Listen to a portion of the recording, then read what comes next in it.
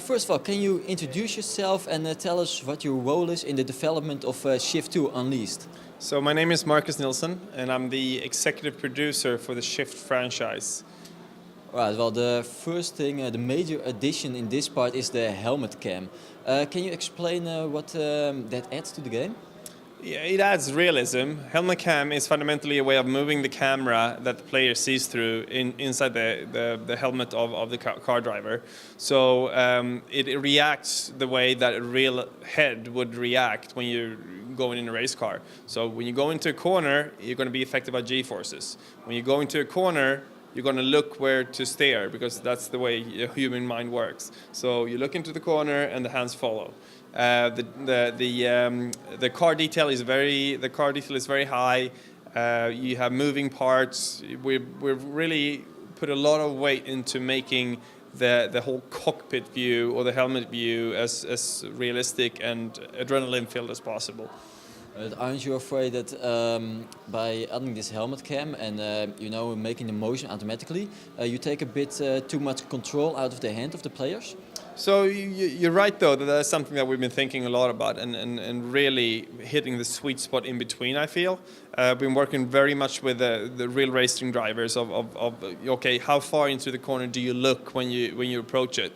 And to be quite honest, I think that we nailed it. I think that we have a very immersive and amazing racing experience through the helmet cam.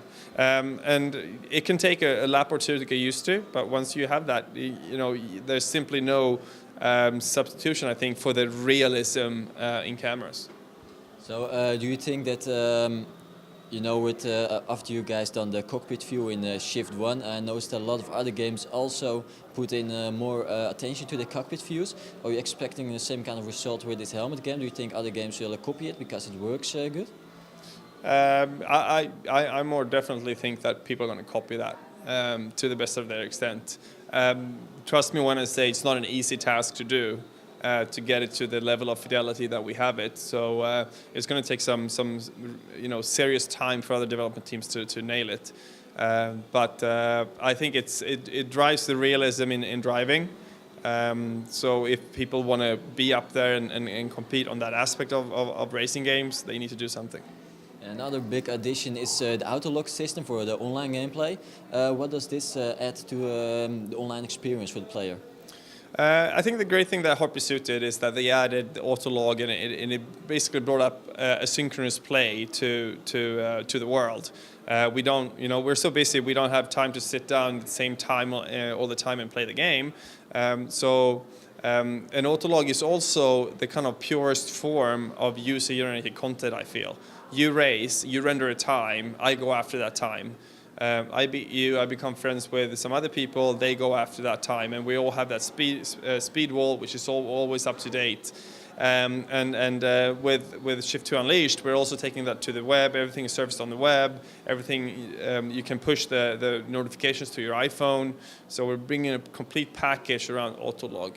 Another big part of what is making Autolog a deeper feature in Shift 2 Unleashed than in Hot Pursuit is the upgrade and tuning system. Because there's so much to do with how you spec your car, put a turbo in, better brakes, better tires, and all that is reflected in your Autolog time, obviously. So a big part, 50% of Autolog is really in constructing a competitive car.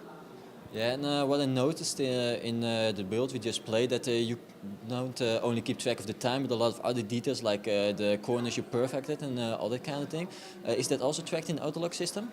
The mastering of corners are simply secondary objectives for you to earn more XP. And with that, you are then unlocking new events that you can go and have Autolog times in. But you cannot compete in I've mastered 5 corners, you mastered 4. And of course, with a new game, you try to expand the amount of cars, the amount of tracks. What is really your favorite new addition in the cars and the tracks in Shift 2? My favorite car is the Pagani Huayra, which we just announced the other day. It's an exclusive to Shift 2 Unleashed. It's just a very, very beautiful car, and it's very, very powerful, and it's brand new. You can't see it anywhere else, and it's a bliss to drive. When it comes to tracks, the track I showed you, Bathurst, is absolutely my favorite. Not very frequently showed in other racing games. Driving it by night is just a hilarious and great experience. Right, and one thing that on the sign behind you is clearly marked is the name Shift 2, but you don't really advertise it as a Need for Speed game. It isn't Need for Speed Shift 2. Why did you guys make that decision? When we ask consumers what they think Need for Speed stands for, it stands for arcade racing. It stands for cops and racers.